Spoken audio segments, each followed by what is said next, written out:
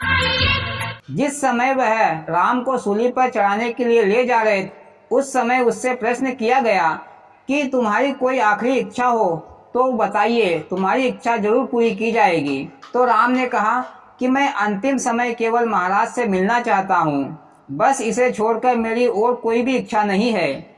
परंतु राजा उससे बिल्कुल भी नहीं मिलना चाहता था, परंतु मृत्युदंड के समय अपराधी की अंतिम इच्छा पूरी करना राजा का कर्तव्य है।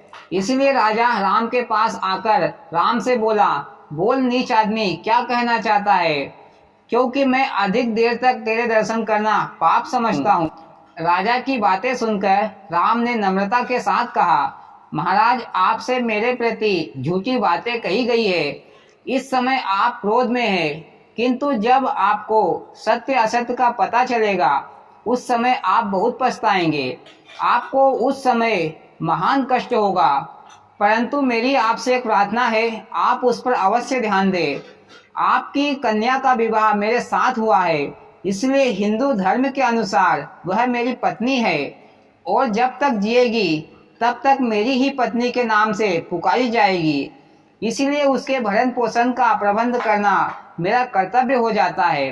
अतः महाराज, आपसे मेरी एक प्रार्थना है, जब तक मैं जंगल में दबे हुए खजाने से अपना द्रव्य न निकाल लूं, तब तक मेरे को फांसी से मुक्ति दी जाए, बल्कि खजाने को खोदकर निकलवाने के लिए उचित सेवकों का प्रबंध करने की कृपा करें।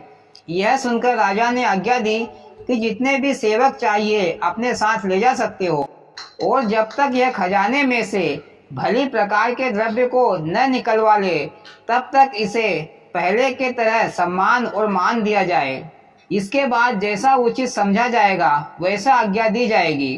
तब राम ने बहुत से सिपाहियों को नाना प्रकार के शस्त्रों के साथ वहां से ले गया, जहां की वह एक पुराने कुएं में गिराया गया था। वहां जाकर राम ने पक्षियों के द्वारा बताए हुए टीले को खुदवाया। जिस समय टीला खोदा गया तो उसमें असंख्य द्रव्य निकले, जिसमें सोने चांदी सहित अमूल्य रत्नों के लोहे के संदूक भरे पड़े थे। जिस समय यह खजाना हाथी घोड़े ऊंटों से भरवा कर राजा के सामने लाया गया तो उसे देखकर राजा बड़ा प्रसन्न हुआ। इतना ही नहीं, उसने आज्ञा